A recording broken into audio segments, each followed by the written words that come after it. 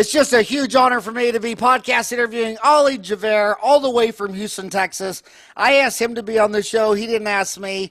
He is the founder and CEO of Adit, which is an up-and-coming digital marketing company in Houston that has a program called the Patient Booking Guarantee. I had to hear all about this. With this program, they guarantee booking you a certain number of new patients every month, and if they don't get that amount, their services are free. Ali, the founder of the company, will be explaining what a patient booking guarantee. My daddy told me the only thing he can guarantee me is death and taxes, but you're telling me that you can guarantee patient booking. Is that come before or after death and taxes? I think it comes after, simply because taxes are a killer. You know, a lot of people, when it comes to taxes, they always think that they always repeat stuff that's never true. Like they always say, you know, what comes up must come down. I'm pretty sure someone landed on the moon 13 times. You know, if you go past the escape velocity, and they always say the largest expense every American has is their house, and the second largest is their car. But the largest expense every American has is their taxes, and they pay more taxes than their mortgage, and their house is actually the second largest expense they ever have. So tell me, how did you get into dentistry? And then when you got into dentistry, how did you get into patient booking guarantee? Just tell us all about it. So I actually don't come from a dentistry background at all. In fact, our background is more so in digital marketing. We put together a development team about 7 years ago to build an application that failed. And as a result, we had a good development team put together. And I had a background in economics. I studied a lot about marketing. And push come to shove, we started doing a lot of marketing about 7 years ago. And since then, we realized we were always hitting a certain amount of numbers for our dentist. As you know, dentists get the best loan in the country. If you're a dentist, you can get a loan rate at 4%. But essentially, banks know that a dentist is going to be successful. I mean, the idea of dentistry is a concept where everybody has to go to a dentist at some point in time. So based on that concept and the amount of people we have, dentists are going to be successful. So just like the loan officer is investing in a dentist knowing that they're going to be successful, us at Adit, we do the same thing. So we essentially come in and say, hey, we're not going to make any money until you break even. And so we figure out that break-even point on patients booked, and we cover it. So essentially our skin is in the game with the dentist until they start seeing results. So. Well, you know, it's amazing. The thing that I love the most about your website is Adit, ADIT.co. That surprised me it wasn't .com. Tell us where the name Adit comes from, ADIT, and why'd you go with .co instead of .com? So we're in the process of acquiring .com. It is a 4-letter domain, so they're giving us a pretty hard time. The reason we came up with the word or the name Adit is because it's advertising, AD, and IT for technology. So a couple things that makes us different is we don't just do digital marketing. We're always trying to find an edge in the market, so we're constantly developing applications and doing a few things like that. Like we built this app called Positive, which is kind of like a review generation app, something that kind of replaces Bird Eye and Podium. And so so we build a lot of applications as well. And so that's why it's Adit, because we do both advertising and IT. Well, the first thing I liked about you, and I want to tell my homies out there listening, is that first thing I noticed on your deal is you have no contracts. And I do not like contracts. Like at least, I don't know, once a month, some dentist has been sending me a non-disclosure agreement. I'm going all the way back from when I started on Dental Town magazine in 1994. And it's like, dude, look, we're both in dentistry. You want me to sign a non-disclosure? You might be thinking about, you know what I do. I'm transparent. I'm a dentist. I have a magazine. I mean, I'm not into lawyers. And you don't have any contracts. I see that with consultants. Like, these consultants will say, well, if you want to work with me, you got to sign an 18-month contract. Well, what if after a month I hate you and I don't agree with anything you say and my team says get rid of her? I don't want to pay for 18 months. And I wouldn't want to work with somebody that didn't want to work with me. So I really like that about your no contracts. And the number one contract violation is marriage. Just, I mean, you love her, she loves you. Now you need to get a lawyer? Why do you need a contract to love someone?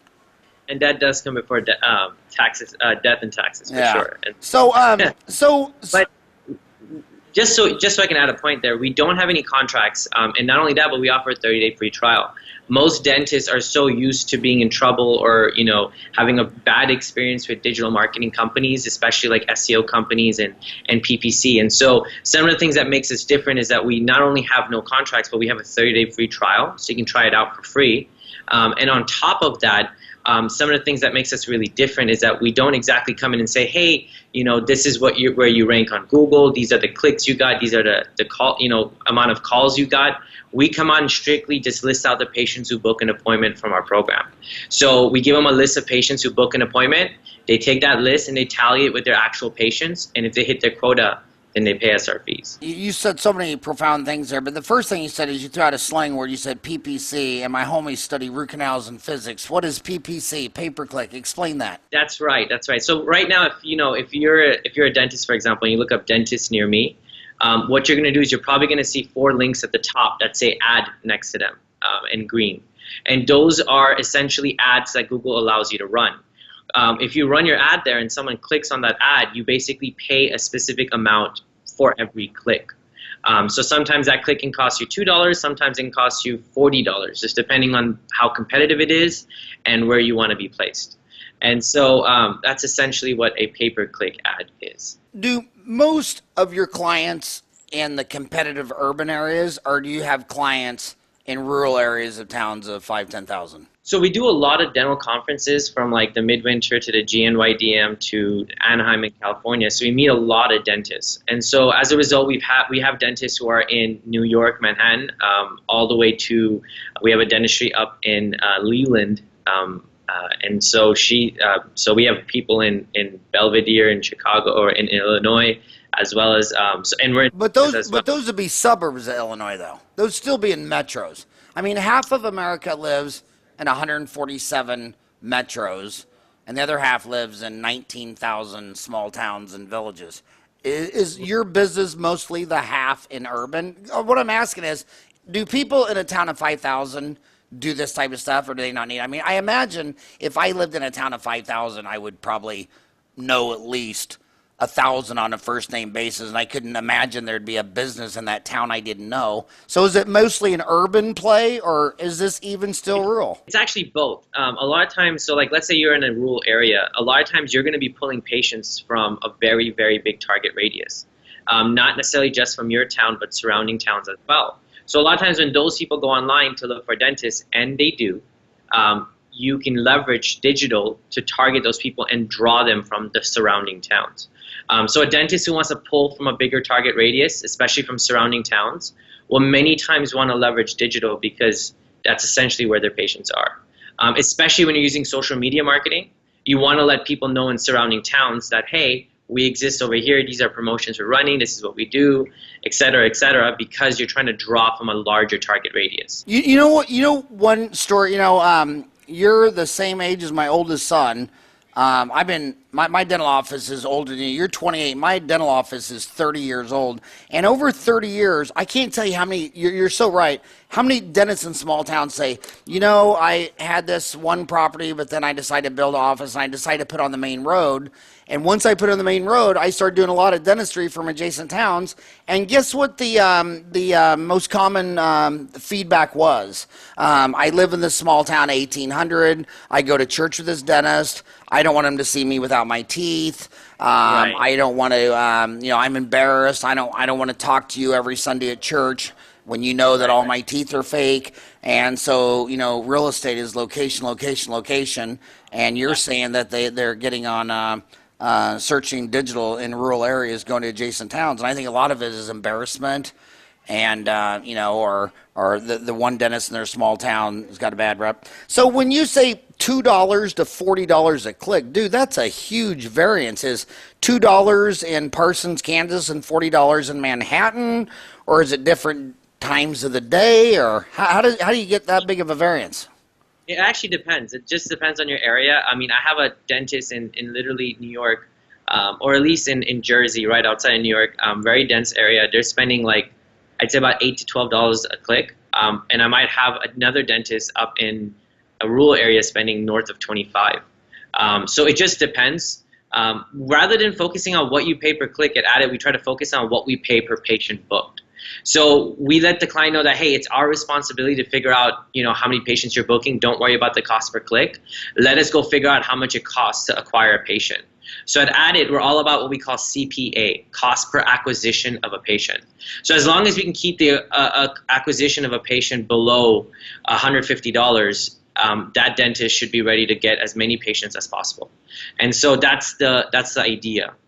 Rather than focusing on click, we focus on acquisition. Will you analyze my Today's Dental? Definitely. I would be more than happy to. So when I got here 30 years ago, there was no fluoride in the water, and there were no dental schools, and there were not any dental schools in adjacent states of like Utah, Nevada. Now my Phoenix has a Metro, a dental school in Mesa, a dental school in Glendale. There's fluoride in the water. I was the idiot that helped put that in. And now Nevada's got schools. Utah's got a couple of schools. I mean, it's gone from shooting fish in a barrel to really having to learn how to fish. So yeah, so my website's todaysdental.com, and if all my homies listening clicked my website, would that help my SEO?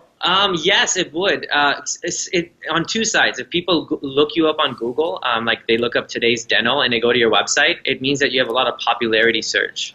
So it means like your brand is popular. So when someone goes to look up a keyword you're targeting, or let's say you're competing against someone else for a similar keyword, but your brand has 1,000 searches every month and the other one doesn't, you're just more popular. And Google likes to show those who are more popular, have a better reputation, and things along that matter. And well, so I want him to go to my website because, dude, I've been taking this serious as a heart attack.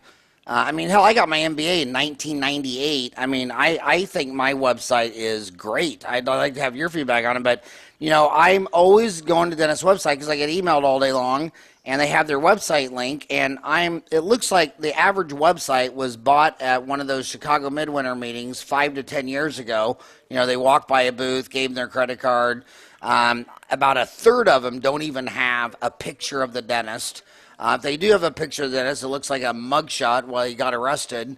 I think mine is a very, very nice website.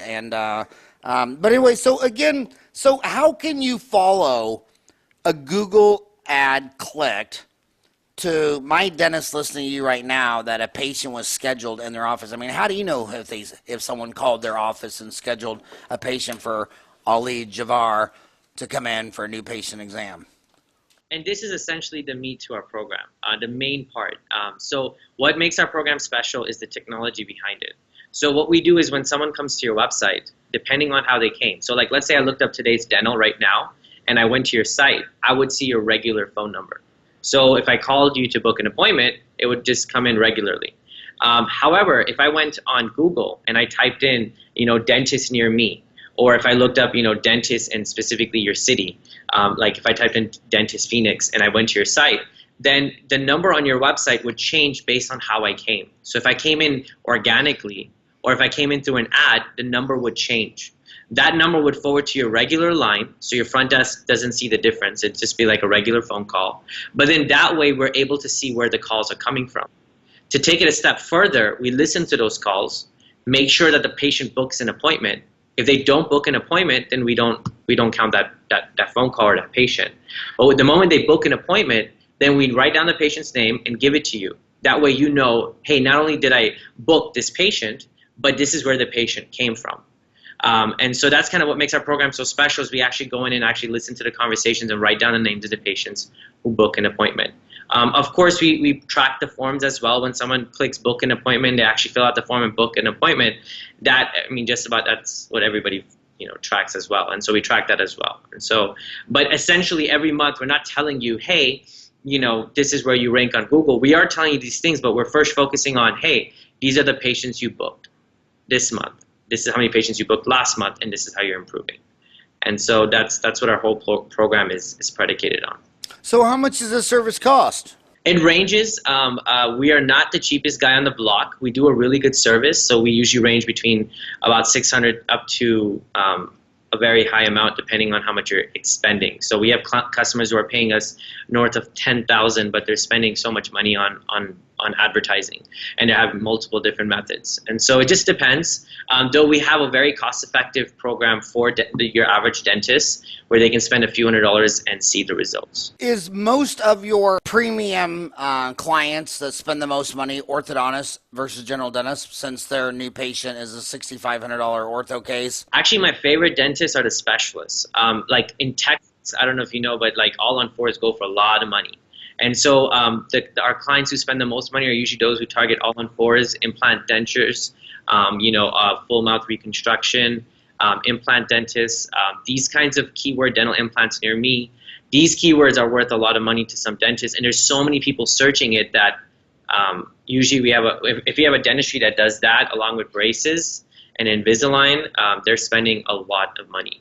Orthos definitely spend a lot of money. Your average ortho spends more than your average dentist for sure, strictly because every patient is worth more. But I have dental practices who spend a lot if they're going for higher procedures. But it all comes down to reputation. One of the things I was telling a dentist this past weekend at Star of the South here in Houston was that back in the day, if you studied dentistry, you'd be all excited about putting your certificate on your wall and saying, hey, I went to this university, I went to this program. But today, what gets a patient to book an appointment is a review. It's the amount of reviews you have. And your star rating matters more to that person than where you studied or how long you've been practicing. And so it's really dependent on a good online sales funnel. Building a good website, building a good review foundation, having the right content, the right videos, the right graphics, the right press, and showcasing it the right way. So to prove that I called you to be on my show and you didn't call me, I follow you on Twitter at Adit, ADV, ADIT. So advertising, IT. What does IT stand for? Information technology? Yes, kind of like the technology element. Yeah, and then ADV for advertising. And I'm going to retweet your last tweet, the PBG, Patient Booking Guarantee. If you're trying to get new patients, try out our services. We guarantee that you'll see new patients every month. I just retweeted that to my 24,000 homies. And Very much. And I added you on LinkedIn as well. So basically, oral surgeons are your number one client, orthodontists are number two, and then who would be number three? General dentists or another specialty? I wouldn't say number one, number two. I'd say there are higher spenders, but our number one is definitely your general dentist. I'm talking about dollars per month. Dollars per month, yeah. So then, oral surgeons would spend the most with you per month. Orthodontist two. Who would be three? Is it another specialty or your multi-practices? Group practice? Yeah, so group practice, we work with a few DSOs, and they spend a substantial amount. And then obviously the general dentist spends the least, probably from that entire equation. But it's totally okay. Some general dentists don't even spend, and they get a lot of patients just through their SEO.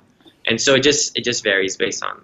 You talk about social media marketing, and it seems like since millennials are in love with Facebook, I mean, I'm reading stats that like 15% of Americans take their phone to bed with them at night so they can check their Facebook before they go to bed and first thing in the morning. So they're always wanting to do Facebook. But it seems like Google AdWords and email blast, even direct mail, is more effective than posting away on Facebook every day. Agree or disagree? So I disagree for sure. It depends on the Ryan, area. The show's over. We're gonna call it. We're gonna call this a wrap. I'm just kidding. No. The reason I disagree is because print media is awesome. In fact, I recommend it to half my dentists. In fact, what we do is we use a different number just for the print media so they can compare it to digital. A different phone number? Exactly, a different phone number. Remember I was saying we use different numbers to track where patients are coming from? We usually allocate another number just for the flyers. But the reason I prefer social media in many instances, not always, but many instances over print, is because in social media, it really works well if you have a specific thing that you're promoting. So for example, if you're just trying to promote new patient exam, then yes, you should go the flyer route because that's very much impulse based. It's based on when someone needs to go to a dentist. So they'll hold on to your flyer. When they need to go, they'll pick up the flyer and they'll give you a call, And so that's kind of, it's based on a need. But if you're trying to convince someone to do Invisalign or convince someone to do, orthodontics or teeth whitening or something like that, then social media works really well because it allows you to it allows you more face time. If you have good videos, good, one of the new products we just came out with also at the start of the South this past weekend was short videos. So nowadays, when a dentist signs up with us, along with their website, they get a 30-second short video that kind of showcases their practice that they can promote on social media. And so posting on social media is completely dead, by the way. So if you post on social media, it's not really going to go anywhere. Facebook just updated their news feed to where you're not going to see those posts on your timeline. But when it comes to advertising and promoting posts and things like that, social media can be very effective, especially because you can track which patients are doing what. And so explain the last thing you said about Facebook. Basically, they just said that when you make a post, it's only going to organically go out to what, like 6.5% of your followers? Actually, as of towards the end of last year, it's now 0. So news feeds, Facebook came out with a thing where they're trying to make news feeds more personal. So if you post on your Facebook page, chances are it's not going to show. In fact, no, it's just not going to show on any of your followers' pages or news feeds. Unless you boost the posts and give them money. Exactly. Everybody's in it to make money, right? So right. Facebook makes money, then I guess your ads or your posts are showing to people. And yeah. So, but we don't usually recommend boosting too much. We usually focus more so on advertisements because we want to funnel that person into a specific way, right? So we want to funnel them into a way of booking an appointment. And so we try to usually focus on running Facebook ads rather than boosting posts. So. And what is the difference? Because what is the difference between boosting a post to your followers and running a Facebook ad? So I'll give you an example, right? So let's say something just happened in our office today. Someone came in. It was a really good experience. They left a quick video testimonial. So I put it on my page, and then I boosted it for $15. So I might have mentioned, hey, this is, so-and-so came in today. They had a great experience. Check out what she had to say. And then they'll watch the video. Whereas a Facebook advertisement would be a quick video about teeth whitening at your practice, how it's, being free maybe this next 2 weeks when you come in for an appointment because you're offering lifetime free teeth whitening, and talking about a quick video that shows, some of the before and afters and how it's, improved, and then having a book an appointment now where the person can directly click book now and book an appointment. And you run that advertisement to a specific 1 or 2 mile radius around your practice so that people who live in the neighborhoods around your practice see it and drive in to book an appointment. And so that's kind of the difference between the two. One is more so focusing on getting people to book an appointment with a proposition, versus the other one's more about, promoting what's happening at your office. You see what I'm saying? Yeah. And so the advertising route is definitely better is what we've seen better results with for dentists. Okay, I'm such a horrible interviewer. I'm just going to give you a rant, and then you tell me if there's any questions in there that came out and you can answer. How's that sound? That sounds fair. Yeah. This is kind of what I hear. I mean, this is kind of what I hear, believe, read, see, read on Dental Town all day. So basically, what I'm hearing is like there's this big funnel going into a leaky bucket with holes in it. So the big funnel is like 100 people land on your website, but maybe only 5 will call the office. Okay, how do you fix that? So then 3 people call your office. And your receptionist answering the phone, they'll say, well, how much is a crown? She'll say $1,000. 2 people hang up, 1 comes in. They convert like 3 people call before they can convert 1 to come in. So then 3 people come in with a cavity, and doctor tells 3 people they need a cavity, and only 1 person decides to get treatment. So, you look at this funnel, it takes 100 to get 3 to call, 3 to call for 1 to come in, 3 have to come in for 1 to get it done, and then once they're in the office, in the bucket, there's holes all over. Like, you'll have 8 people scheduled for a cleaning on an 8-hour day with a hygienist, and 2 of them cancel or don't show or whatever. They have no systems to call them back. So they just lost 25% of that hygienist practice in 1 day. And then by the time the dentist has 5,000 charts, 4,000 have not come back to the office 1 time in 24 months. And with all that crap, they only, like you said in the beginning, the banks will loan the money all day long because dentists only have a 0.4% default rate at Bank of America, all the big banks that do bank financing, because everybody needs a dentist, like you said, and anybody can open up a dry cleaner, but you need 8 years of college and a degree to be a dentist. So the supply demand is jaded, and the average dentist makes $174,000. What can you fix on that funnel? Because it's more complex than just hiring someone for SEO or pay-per-click because your website sucks. You need someone to analyze your website, get that fixed. So instead of 100 people landing to have 3 call, maybe if 100 people land, you can get 6 to call. And then when they call, if you're not recording the calls while you're back there doing a root canal, you don't know how Angela's answering the phone. Hello. Right, right. I mean, and then they ask the question, they answer. They're never trying to close the sale. Well, would you like to come down? When would you like to come down? They're never trying to close. And then when it's all done and said, the dentist says, yeah, I tried that marketing company. They suck. It's like, no, dude, your website sucks. Your receptionists suck. Your treatment plan presentation sucks. You have no recall. I mean, to me, it's amazing that the most mismanaged dental offices in America, and Doc's making $200,000 a year and thinks he's in a competitive business, when 80% of new restaurants go bankrupt in 2 years. Right. It's terrible. I think a lot of it comes through the fact that there's a lot of training in dental school. So that's what I hear from a lot of dentists. So unfortunately, it's poor managed. But to address your concerns, you're absolutely right. The number one problem we run into, because we're guaranteeing patients booked, is that if the front desk isn't doing a good job, essentially nobody's getting paid, not the dentist and not us either. And so one of the things we really do focus on is listening to his conversations for the dentist. So when the front desk messes up, or if they miss a phone call, that dentist is immediately getting a text message or email letting them know, hey, so-and-so didn't pick up the phone call today. Is there a reason why this call was missed?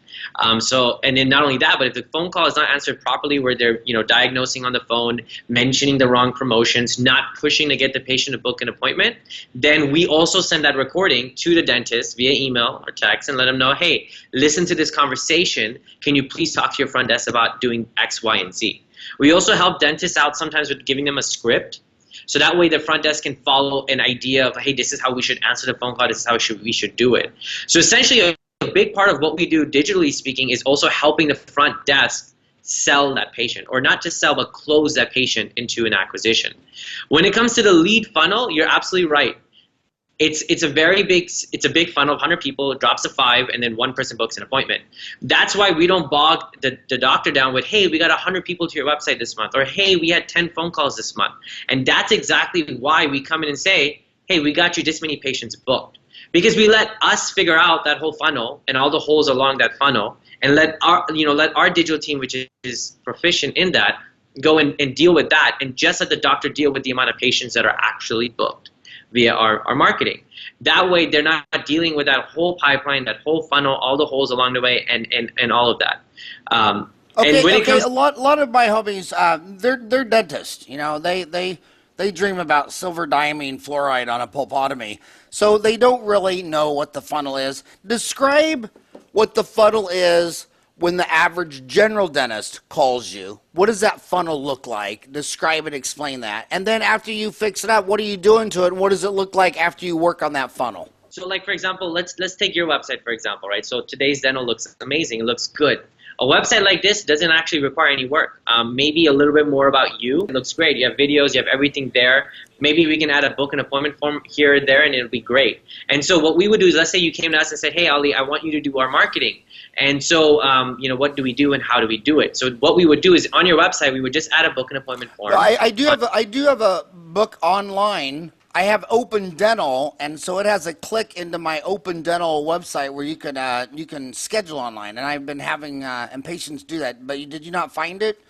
Does it need to be? I did. So usually, the general rule in digital behavior is the more actions required to complete a result or a behavior, the less likely that behavior is going to happen. And so one of the things that we really focus on is that if someone's going to book an appointment, put the appointment form on every page. That way they know right then, hey, I can book that appointment. I sent you an email. Will you reply all this stuff on that email? Yeah, of course. I'll give you a whole list of things that we should do. Okay. And so we basically build out that sales funnel for you, right? We build out that whole funnel.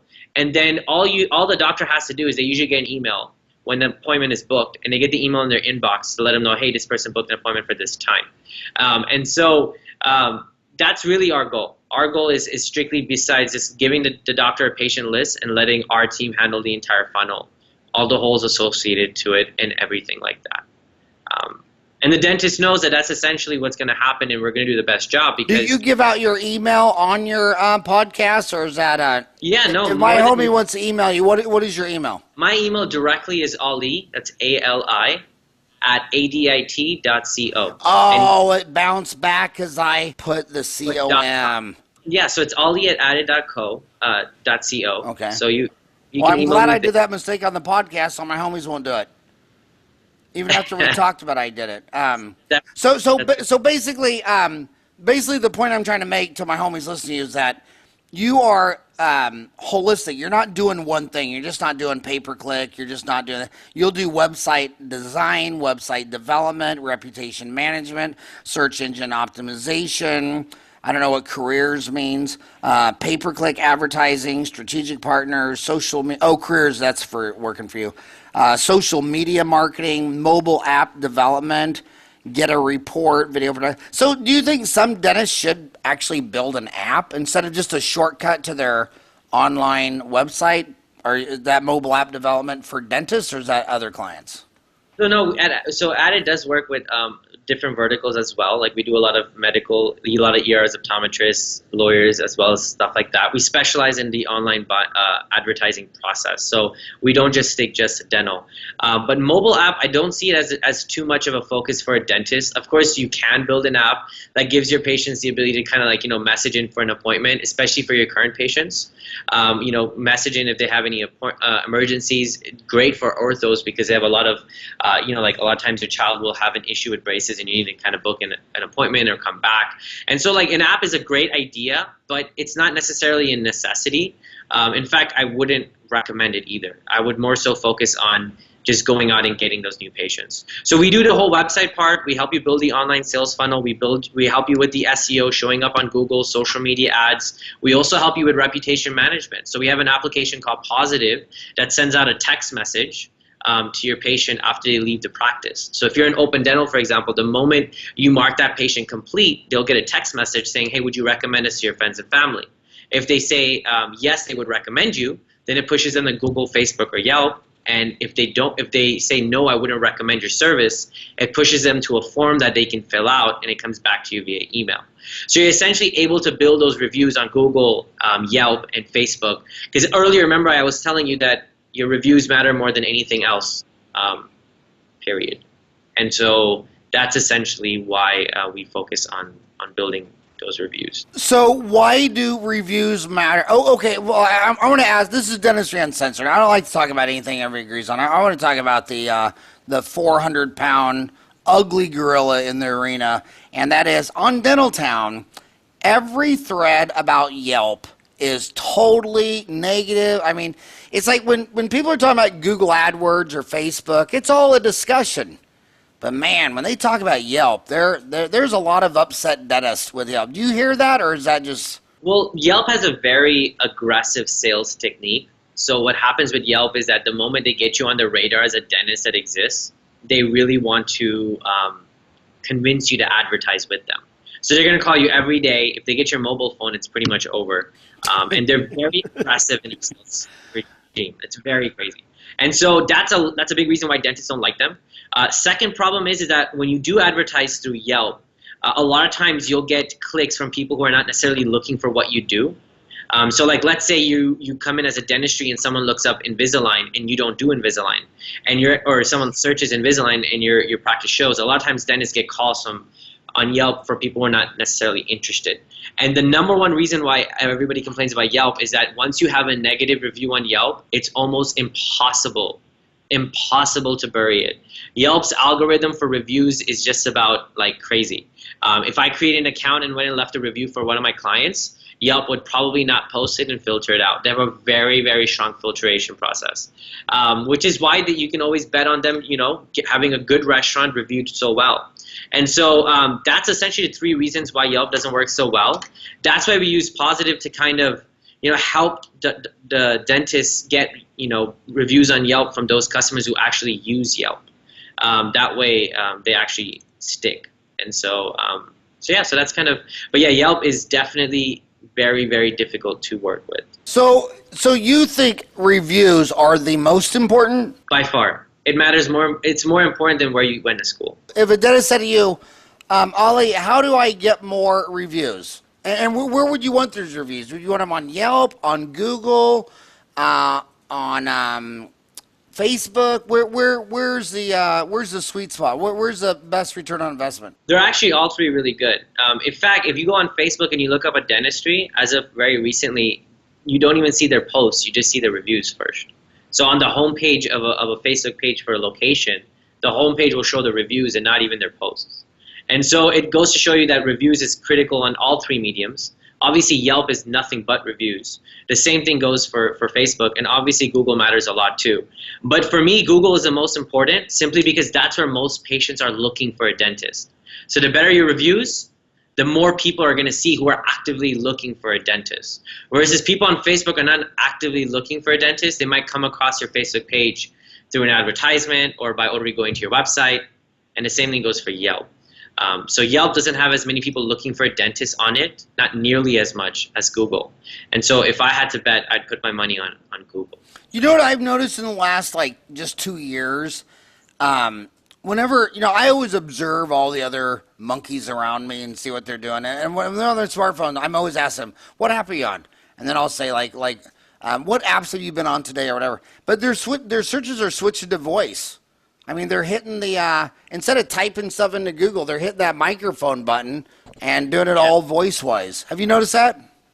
Yeah, and that's actually been a big trend in 2017. Google actually lost a lot of market share to Bing, strictly because a lot of people go on Siri, which is using Bing as a default search engine for searches. And so it's had actually two effects. One, Google's lost a little bit of market share, which makes Bing a little bit more strategic for dentists to use. And second, it's created the search terms to be a little bit longer. So now less people might, for example, in Houston, less people might search dentist Houston or dentist near me, and more people might be searching which dentist is close to me, or best reviewed dentist near me, or hey, what is the best dentist in my area? And more long tail, like long terms, long phrase searches like that are becoming more and more popular because of voice automation or voice searches, Siri and Bixby and all of those things. So if a dentist said to you, how do I increase? I want to increase my reviews because you say it's so important. So tell my homies how they can increase your reviews. So back in the day, about 3 years ago or 5 years ago, everybody was all about putting a poster in their office and then giving out like a gift card for like $5. So if someone comes in, give them, say, hey, if you leave us a review, we'll give you a gift card, which is not really the right way to do it, but that's what many dentists were doing. Nowadays, a lot of technology has taken over, so you can use the application like Positive. All you have to do is just, so for example, let's say you see 100 patients in a month. You need to make it a point to where you're getting 10 to 15 of those to leave you a review. And the way you do that is, and this is what I like to do best. So like, let's say you're using Open Dental, right?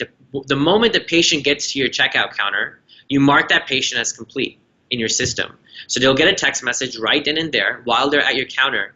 And you just ask them, hey, you just got a text message. Would you mind leaving us a review? And then let that, that whole sequence of review, like that review part happen.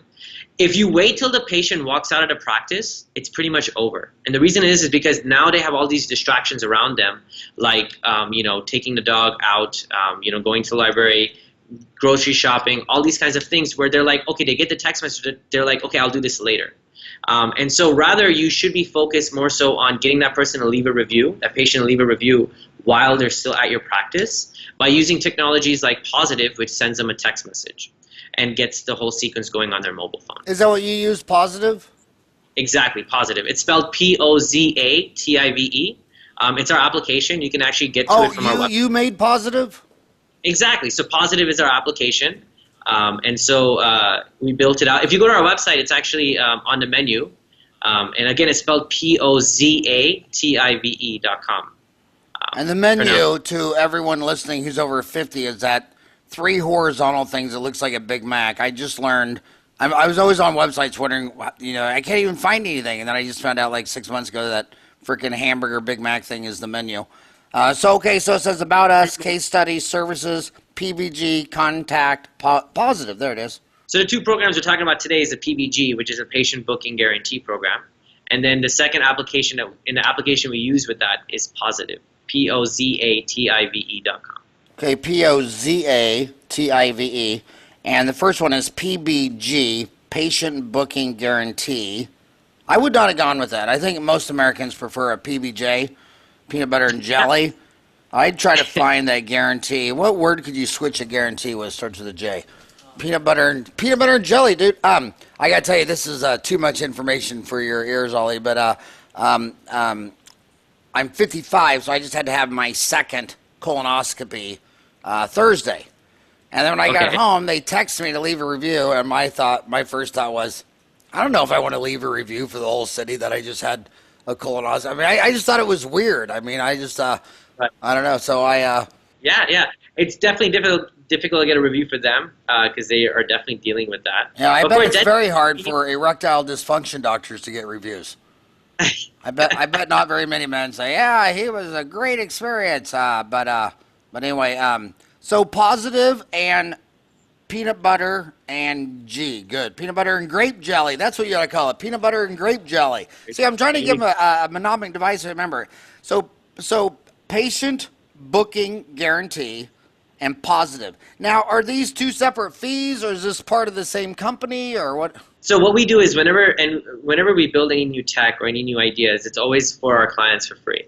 And so Positive is actually free. If you're a dentist, you can actually go and sign up for it absolutely free and use it.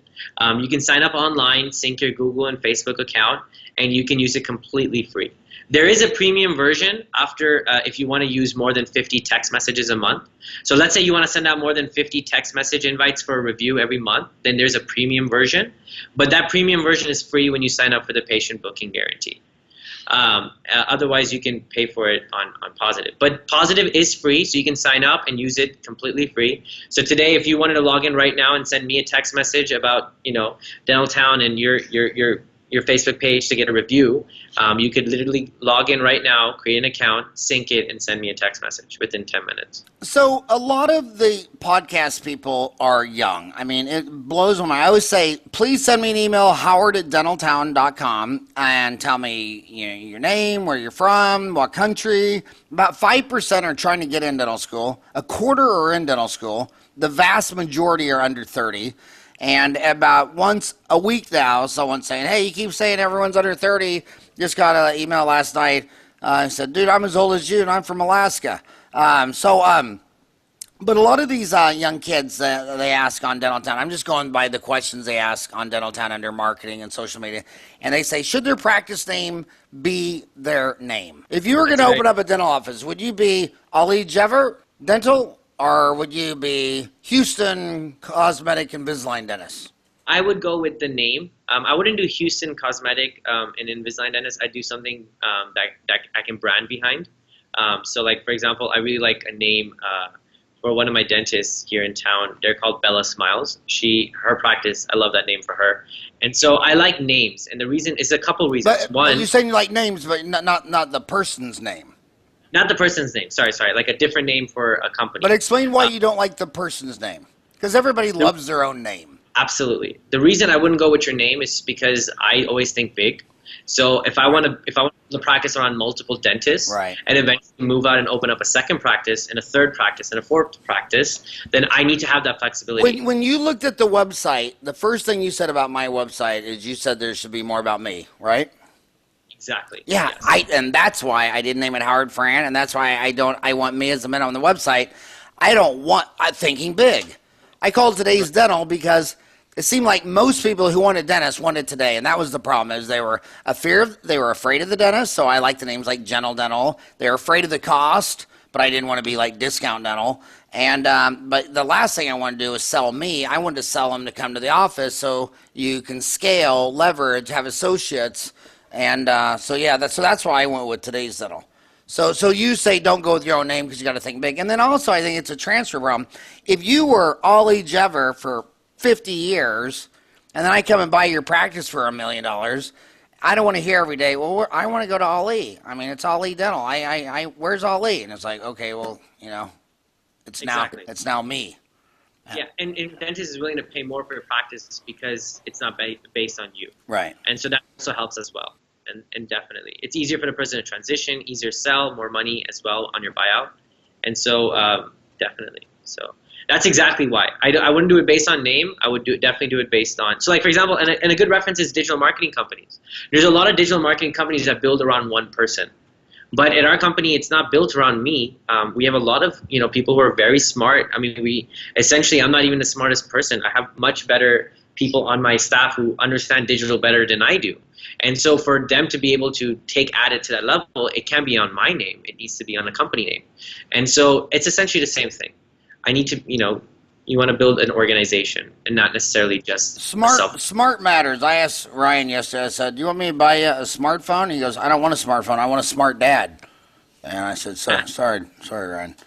And another controversial thing people are always asking on Dental Time. By the way, I wish you would go in there and answer some of these marketing questions. I think it'd be great marketing for you because because in your signature area, you'd say Ali Jhaver, CEO of Adit, your contact information. I mean, there's a lot of activity. So the most activities in implants, but second is it's implants. Then I think it's cosmetic dentistry, and then third is marketing and practice management. So they're always asking. Another one that they're always asking, and sorry to be throwing these questions all out of left field on you, but price matters. They think they have to. They think all their marketing has to be on the cheapest guy in town. Cleaning, exam, and X-ray for $99. The guy across the street's doing that, so should I do it for $49? Next guy's going, okay, I'll do it for free. Then the last guy's like, okay, I'll pay you $20 if you let me clean your teeth. I mean, how much does price matter in all this on your advertising and marketing?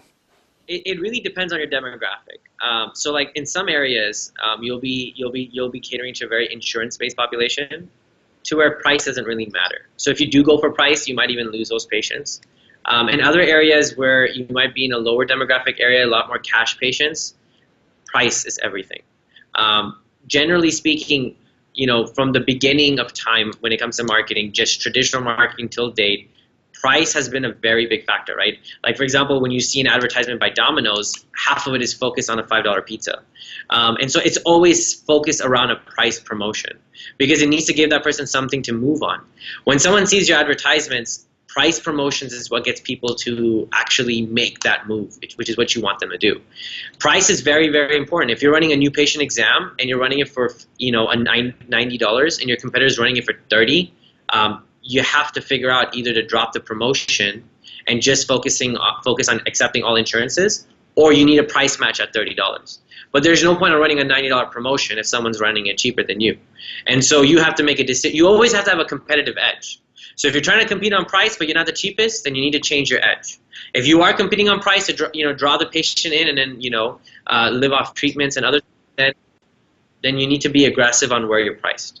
And so it really does depend on your competition and your demographics. Yeah, and I see the most successful. I mean, it sounds bad to say this. I mean, it's not like a bad person saying, but it seems like the most successful ones do a bait and switch, and I don't see a problem with that. And a bait and switch is like in Phoenix, they'll advertise complete dentures for $4.99 when most people are charging $1,200 for one arch, $2,500. But when you go in there, the $4.99 denture is this really cheap acrylic with really cheap teeth, and they show it to you. But then for $9.99, then they have the nicer acrylic, the Ivoclar fancy teeth, and then they say, and then if you want this over one implant in the middle of the lower jaw, like the Australians do it, and then it's $2,000, and then if you want two implants, like most of the Americans do it, so they'll show them all the way up to a $25,000 arch of all on four. But they got everybody to come in and hear the pitch by advertising at $4.99. And you know who does it the best? Have you heard of that? What's the big denture clinic? Clinic that has like 100 locations. They go in there and find out what everybody charges for an extraction. And they have the lowest extraction fee in their market. They'll go in there. If the cheapest guy in town's pulling a single tooth for $150, they'll go $99. Because in their mind, who in the hell needs a tooth pulled that doesn't need a gazillion dollars worth of work. I mean, do you need a tooth pulled today? I mean, I do. yeah, I Oh, mean, yeah. when you have a tooth with so much decay and gum disease that it needs extracted, you probably need a whole lot of dentistry. So that's kind of a bait and switch. They're saying, I'm going to get them in there by the $99 extraction, and now I'm going to get a full mouth rehab case out of them, which could just be a denture, but it could be, implants. It could be all kinds of things. Well, I wouldn't exactly promote a extraction, because someone who's looking for a price on an extraction is probably really cheap, and they're going to go really price conscious on everything. I would rather focus on getting general things, like getting them in the door, offering free teeth whitening, a cheaper price on the new patient exam, and then definitely upselling. When it comes to dentures, you're absolutely right. A lot of people do the bait and switch. My thing is this: if someone's looking up the price for implants or dentures, they generally know what they're looking for. They've been to a dentist, they probably got a consult, and they're pretty educated on what they're looking for. So my thing is this: if you're going to go and sell that, sell exactly what it is. Go for top of the line. If you're going to do a price promotion, focus on the top of the line, the right way of, for example, if you're selling implant dentures, don't go out or if you're selling implants, you need to mention the crown or mention without the crown and give out your price. And so you want to kind of be very clear on what you're doing, because those patients generally know what they're looking for. So if you bait and switch, they're just going to be like, well, I thought it was this, and they're going to leave and waste your time on the chair. Is there a nicer way of saying bait and switch? Because I like bait and switch, but when just the words bait and switch, I mean, it's like saying I like something bad. I mean, is there a nicer? Well, we usually say your advertising needs a hook. And so that's your advertising needs a hook. Exactly. What's the catch? What's the hook? Or not the catch. What's the catch? Yeah, well, that's how patients usually come in and are like, hey, what's the catch? Why are you giving me such a good promotion on this? And so that's probably not the right way, but definitely. And when you say price is everything, is there a median household income level that you're thinking when that at a certain median household income? I mean, basically there's 324 million Americans living in 100 million homes, and the average median household income. Google, what is the average median household income in the United States? And I think it's like something in the 60s or 40s. 60s, I think. But here's my thing. Rather than focusing on the income, I'd focus on the insurance. So if people have insurance, they're not worried about the cash. They're not worried about the promote. They're more so worried about going and finding someone who accepts their insurance. So 9 times out of 10, when a patient looks for a dentist, they're looking for a dentist who accepts so-and-so. So if I'm searching a dentist near me who takes Delta Dental, then Delta Dental, that should be on your website, right? Bingo, yes. And if you don't accept Delta, then you should not be targeting that keyword. So like when we advertise for a doctor, we actually get their list of insurances that they accept and don't accept. So 2016 real median household income was $59,000, so it just went over 60. And so that median household income means everybody that lives in that house throws their paycheck in a pot, and that's what the median household. And you got to do median. You can't do average, because average would include people like Bill Gates and Warren Buffett, and that really those extremes really throw off the number. I only like the median and mode numbers. I hate average numbers. And what I hate about newspapers is they always no one ever puts the country. They'll say last year there were 5 million implants placed. Okay, in each particular place, was that planet Earth? Was that North America? And that's another thing that really bothers me a lot is Dentaltown's got 250,000 dentists from every country on Earth, and they always send me an email, and they always have the address but not the country. So I got to cut and paste the address, throw it in Google Maps, say, oh, that's the Netherlands. I mean, how would I not have known that the city of Athia was in the Netherlands? How am I supposed to know that? I mean, it's like nobody puts the country on their website. Right. And that's I think you would have, because you're dealing with so many international dentists. But yeah, locally speaking, I don't think that's usually a problem for a patient. Yeah. And so. But that's an interesting problem. Dentaltown is all over the world when you have that as a problem. That's for sure. Yeah. Well, speaking of that, what markets do you serve? What we is definitely We definitely serve the Canadian market. We do focus on mostly Americans and Canadians, but we are open to anybody, any area where the primary language is English. Nice, Because because then this we can, show's huge in Australia, New Zealand, United Kingdom, Ireland. exactly. Yeah.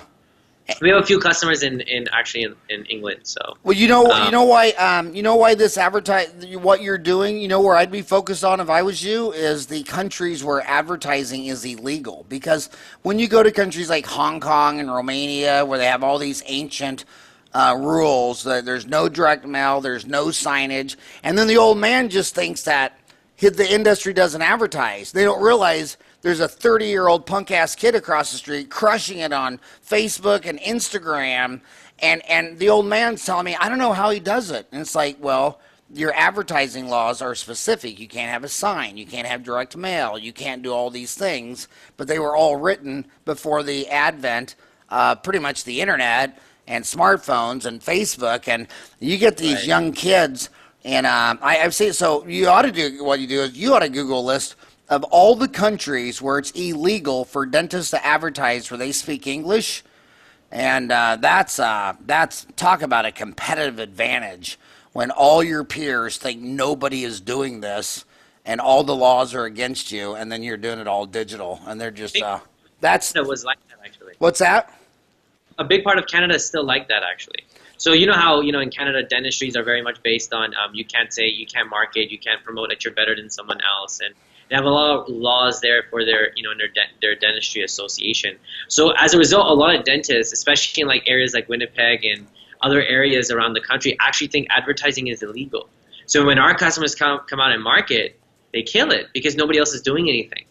And so, yeah, that's your very good point. So on your website, you have that YouTube video, that patient booking video.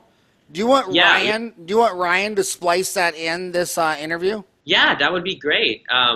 Yeah, I really like that video, and it's done well. And I thought, and by the way, if you're listening to this and you have a podcast, I don't know why you do a sound-only file. I mean, yeah, you're crushing on iTunes, but my gosh, uploading that video into Facebook will push it out. YouTube. Isn't YouTube like the second biggest search engine behind Google? It is, and especially because YouTube's going to be integrating a lot of TV, television. I know you've been watching all these ads where YouTube during the Super Bowl last night. Yeah. So it's becoming a TV network. It's becoming an audio network, kind of like Apple, iTunes, and Spotify. So it's replaced that, as well as a search engine. I mean, YouTube's really taking over. And it's impressive. So you mentioned something earlier that Apple uses Microsoft Search Bing. Some dentists on Dental Town have asked, they say, hey, these pay-per-view clicks on Google are $2 to $40. If everybody's competing on Google, wouldn't it be a unique selling proposition to go where nobody's looking on Bing or Yahoo? Absolutely. What percent of the searches for a dentist do you think are on Bing or Yahoo? For a dentist, it's probably less than 15%. Yeah, but 15% is huge. 1.5, yes, it is huge for sure. 15% that's for Bing and Yahoo, or just Bing? I'm just throwing out a guesstimate for dentists. This is not a real number by any means. Actually, this is actually a legal deposition, so. Well, I better be careful there. But if you look at search, it's 65% in the year 2017. 65 or 68% was Google, and then the rest was everything else.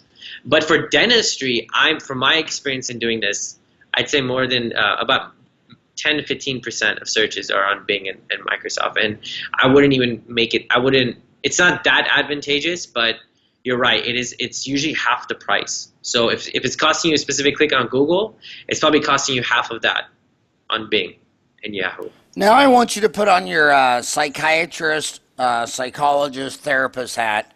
My God, every time I sit on an airplane and it's a complete stranger, I always ask questions like, how would you describe like a lawyer? And then they'll tell me. All right, and then I'll back him. They don't say it coming, like a physician. Then I'll say a dentist. When you say, how would you describe the average dentist? No one ever says down to earth, humble, nice guy, want to go fishing with that guy.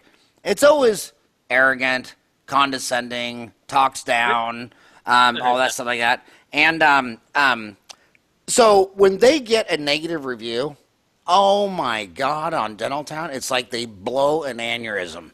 And I'm sitting there like, dude, look at your monthly numbers of production, collection, net income. Look at your yearly income. So your yearly income's been going up every year for 5 years. You get one review, one negative review. Now you're out there standing on the ledge, ready to, shoot someone or yourself.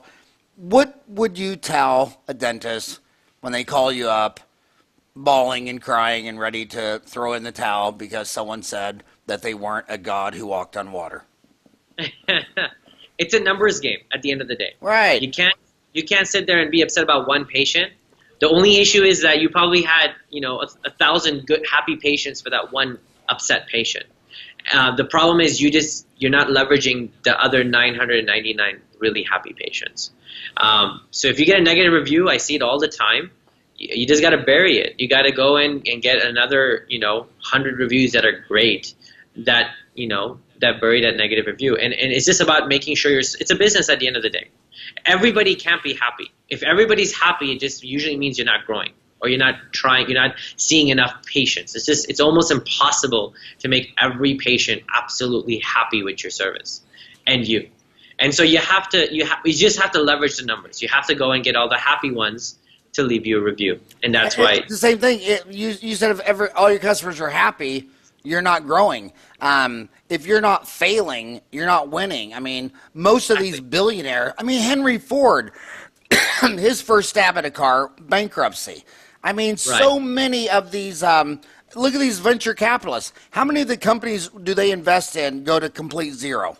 Many, most. Yeah. You have to fail forward. And when people sit there and think, they anchor to the one guy who said they were bad because they're a social animal. And I always tell them to go back to your last Thanksgiving dinner. What % of your own family, aunts, uncles, cousins, nieces, nephews are completely batshit crazy? Not on my side. You're young. You're young. You're still kissing their ass. But the bottom line is people are crazy. And my last horrible review, lady comes in, just wants to talk to me. I talked to her for an hour. I convinced her, I'll do the x-rays for free because I don't know what I'm talking about yet. So we take FMX, the hygienist measures her gums. I talked to her all this stuff.